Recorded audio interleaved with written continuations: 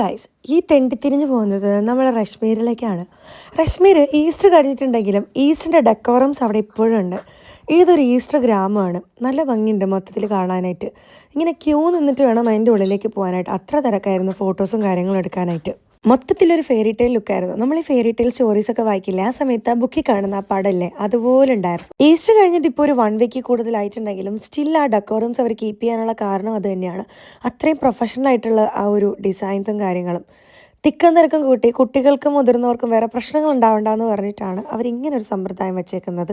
And keep the line and next to next, അങ്ങനൊരു കാര്യം. അതിൻ്റെ ഉള്ളിൽ ചെല്ലുമ്പോഴേക്കും നല്ല ഭംഗിയാട്ടോ. ലൈറ്റും പൂക്കളും മഷ്റൂമും ചെയറും ഒക്കെ കൊണ്ട് മൊത്തത്തിലൊരു ഭംഗി. സത്യം പറഞ്ഞാൽ ഇവിടെ വന്നത് എന്തിനാണെന്നും പോലും മറന്നിട്ടാണ് ഇവിടെ ഫോട്ടോസും വീഡിയോസും എടുത്തുകൊണ്ടിരുന്നത്. സത്യം പറഞ്ഞാൽ പ്രിമാർക്കിൽ തുണി എടുക്കാൻ വന്നതാണ് ഞങ്ങൾ.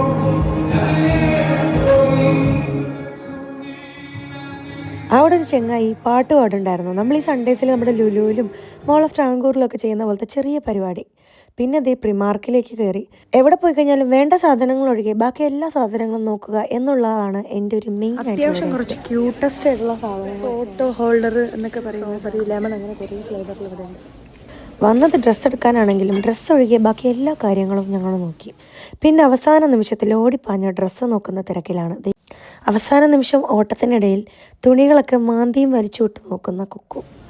ഗൈസ്, ഒരു കട മൊത്തം വലിച്ചു വാരി ഇങ്ങനെ നോക്കി. നിങ്ങൾ ഈ അവർ മടക്കി വെച്ചേക്കുന്ന തുണിയുടെ അവസ്ഥ ഒന്ന് നോക്കി. അവർ കഷ്ടപ്പെട്ട് മടക്കി വെച്ച തുണി നശിപ്പിച്ചിട്ട് 2 ടീഷർട്ടിന് വേണ്ടി അത് മൊത്തം നശിപ്പിച്ച് എറിഞ്ഞു വാരിയിട്ടേക്കാണ്. അവസ്ഥയാണ് ഗൈസ്, അവസ്ഥ.